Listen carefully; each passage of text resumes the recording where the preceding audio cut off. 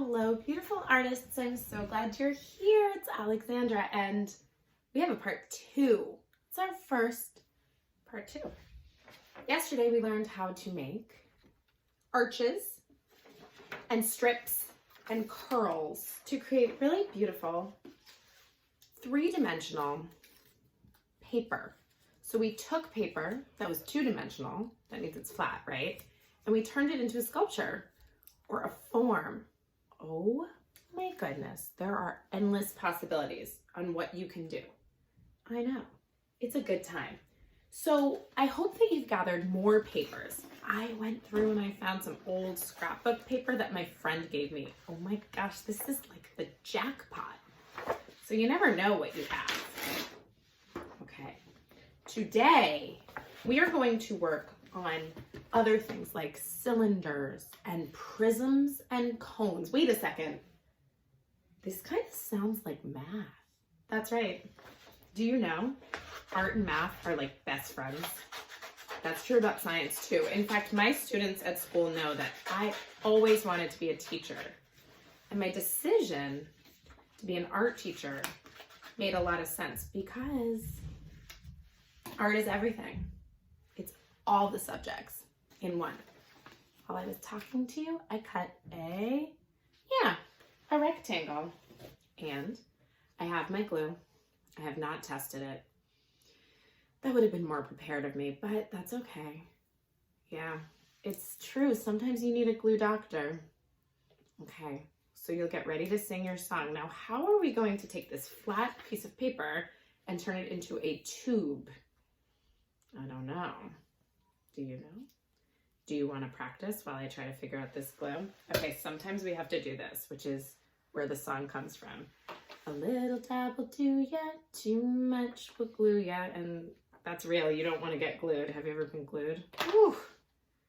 I've seen many kids glued in my day. So you roll it around, you're making a tube.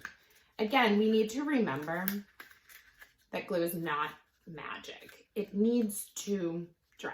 So I've seen so many kids get so frustrated, it's not working. Slow down, calm down, look out the window, think about life.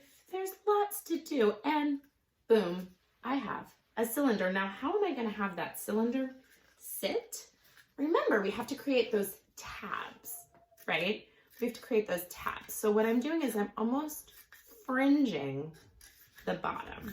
And as I go around, I'm creating those little band-aids. Oh, did I miss a spot? No, some of them are going to be thick. Some of them are going to be thin. Some friends like to tuck them inside. I like them out. I think that looks nice. I think the support for my structure is going to be stronger. And a little dab will do ya.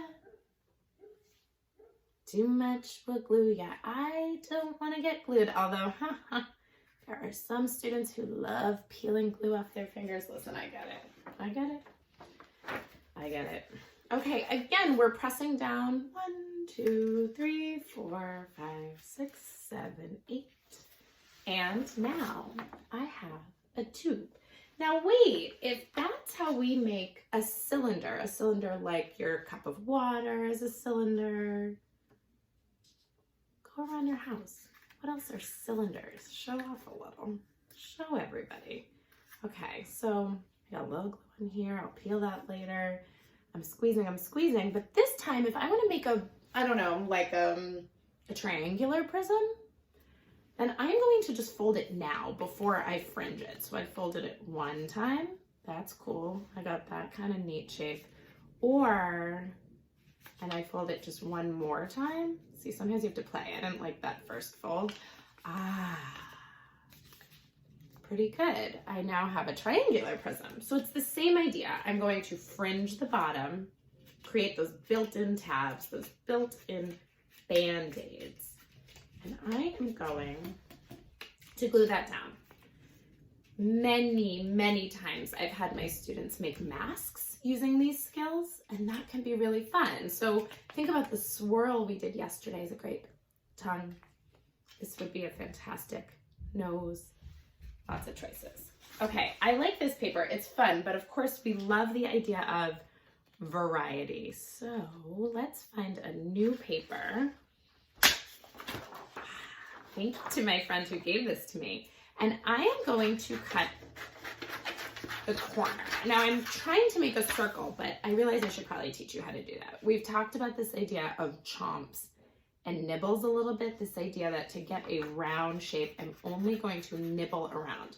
So if you start with a square and then you sort of just cut off the ends. So for my younger friends, if you just use those chomps every time, you'll still get a circle. But for my older friends or my friends who really have good scissor safety and practice, you're almost like taking your scissors and going around. I always think of like a racetrack. I'm going around the track. These are all little nibbles. Okay, now there are many ways to do this. You could, if you're a Pac-Man fan, go in and cut out the full slice. Should I do it? The truth is, if I just do that one snip, it still works, but I'm a Pac-Man fan. If you have no idea what I'm talking about, Pac-Man, ask your grown-up. It's a pretty cool game. So it's sort of like I just took a piece of the pie. Now, mathematically, I'm going to the center. It's not perfect because you know me, perfect schmerfect, I don't do perfect. It's still gonna work. So now I'm just gonna play. Basically, I want Pac-Man to just gobble himself up. So I'm tucking this side in, and I'm tucking this in, and I'm wrapping. And as I wrap around, I have a cone. But if I let go, poof. So I do need to use my little dab. A little dab will do ya. What? I don't hear some of you. Try it again. A little dab will do ya. That's right. Too much will glue ya.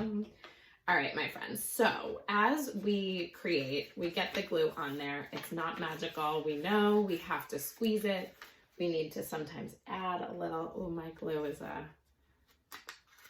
sometimes a little angry. And as we go, that's it, folks. Now, some of you might want to take the challenge of creating a cube. That's a toughie. That's a toughie, but you can do it by creating, it's like a bubble letter T, lowercase. I could show you. It's tricky, but the other way is to use a ruler, which I think is a really strong approach to saying, hey, you know, I need this certain amount of squares to create a cube. That's the challenge of the day. But the truth is, I think I'm just gonna stick, for me, I'm a prism and cone girl. Again, taking my cones, adding my fringes, my built-in band-aids is going to allow me to create a cone. Again, you can take these and you can tuck them inside. Cone friends always seem to really like to do that. And now by doing that, when you place it down, it's gonna just look like this clean cone. Yesterday we talked about the idea of creating a playground or food. I was thinking about these a lot. You know, this is a really fun thing to make a flower, and you could have the middle popping out. If you make it shorter, the other option here is you could have something that actually pops up. Oh my gosh, like a cone. But remember, you're a builder, so it's a lot of work trying to figure out how you can make sure that everything is strong. And when you're a builder, you don't just think about things from what we call one perspective. You need to rotate it. And you need to think about all the angles. So that's my other little piece of advice. You have a lot to do. Go check out your prisms and your cones and your cylinders and see if you can look around your house and find some of these objects. And I can't wait to see what you're going to make with your paper building. I'm gonna make a mask and I'm gonna show it to you later. Okay, friends, we have lots of different works of art to make. I can't wait to see you tomorrow. I hope you have a very creative and amazing day. I am missing you so much. And I'm so glad you're here. Talk to you later.